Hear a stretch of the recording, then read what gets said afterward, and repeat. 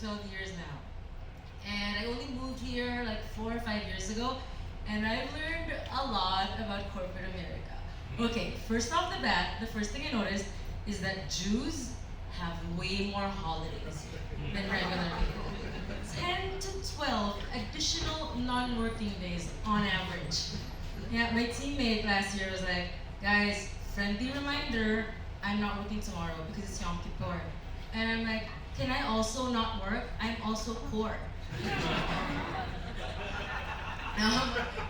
I learned that I, as a woman, should put exclamation points in all of my emails, otherwise I sound like a complete bitch. Like, ladies, do you agree? Yeah, men don't. Men don't need to do that. Like, if you look at my sent items, it looks like every email was written by a psychotic meth addict. Hi, Julia! Hope you're having a good day! Here's the report class for! Thanks. I don't know why I say thanks. I'm the one giving them the report. But yeah, I learned that like American feelings are easier to hurt than Asian feelings. American feelings are so fragile. I don't know why your parents all loved you. When I started out at work, my boss pulled me aside and she was like, Claire, you need to learn the sandwich method. Do you guys know about the sandwich method of giving feedback? Yeah. Basically, it's when you want to give negative feedback to someone, you first have to rack your brain for not one, but two positive things about this person.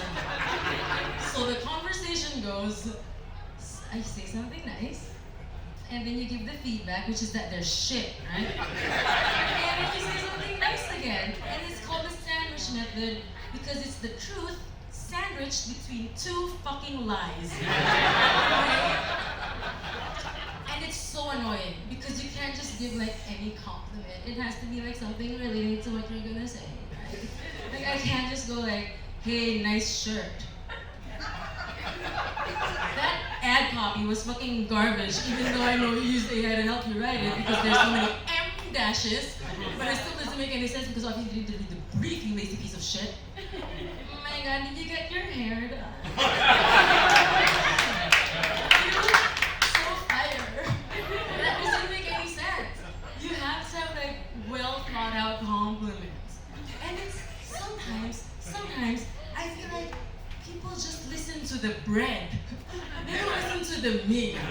Bro, this is not a fire festival sandwich, okay? This is like a cat's deli pastrami, okay? Insignificant thin layer bread. Pastrami, insignificant layer bread. Listen to the pastrami. No, it's so bad when somebody you work with that you've given like so many sandwiches to moves over to the client side and then you become their bitch. Yeah. Oh, people are nodding. Yeah, no, I think that people who used to work in agencies and then go client side, they are the most difficult clients because hurt people hurt people.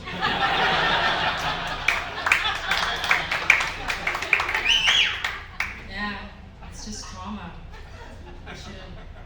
Speaking of hurting people, when I first joined my company, I was the only Asian in like a sea of like 100, 200 people. I was the only Asian, and I was like, is my company racist? And then I met more and more Asian American friends. Like I hang out with them in the city, and I was like, oh no, my company's not racist. Asian Americans just have bigger dreams in life.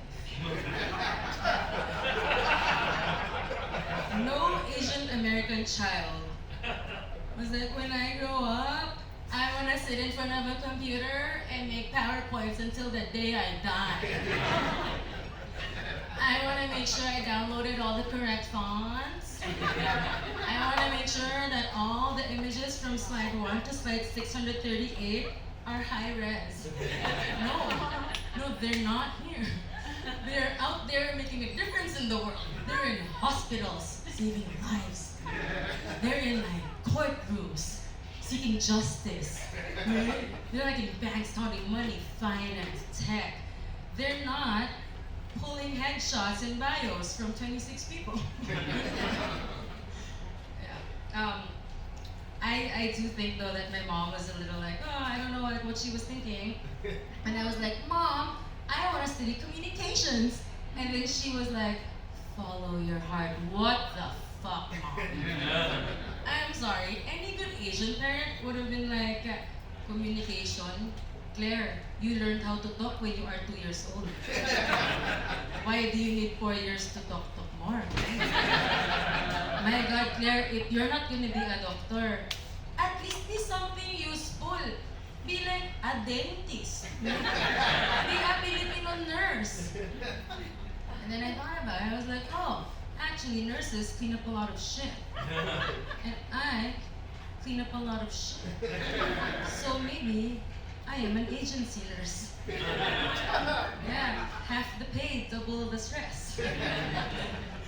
No, so my company's not racist. Everybody can exhale. But I think all of us are a little racist sometimes. Like we've all been there. The strategy sucks. The creative sucks. The presentation is in 30 minutes. There's only one thing we can do. We have to present with a British accent. It's 3 p.m. Somebody fetch Ian from the pub. Like every place I've worked in, I've worked in Manila, obviously Shanghai, Singapore, Myanmar here. Every single agency boss was always some British dude. Wait, no, not in Manila. There was no budget, so we had an Australian person. Like, no one could tell the difference. Same, but different. Yeah, and I don't blame people. You know, we fall for it. That accent is so sexy. It's so credible, so tantalizing. Ian, wipe that smirk off your face. Jesus. Yeah, he sounds so intelligent. Then one time I was having a meeting with a British person, and he was like, Claire, that's an interesting point of view. And I was like, my point of view is so interesting. Yeah, and it's crazy, because like, so silly. I knew deep inside that he was telling me I'm stupid, okay? I knew he was like dumb. And to be honest, sometimes I do say stupid things, and I think stupid things. When I was reading about the K economy, for example, in Wall Street Journal, I thought, oh, everybody's now addicted to ketamine, and now they have their own economy. Not the brightest bulb, okay? I will leave you guys with this though. Like, I understand that British guys and girls have a great accent, but we have to be careful because it's never what they are saying that they are actually saying, right? So before your panties drop, ladies and gentlemen, like, just think of the double speak. I dated this guy once. He was like a British person, and we dated for 2 years. On my birthday, he gave me a Fitbit. And for those of you who don't know, a Fitbit is a British slang for it's time to get Ozempic. And honestly, I think that was a really good way to give feedback. My name is Claire. Thanks, guys.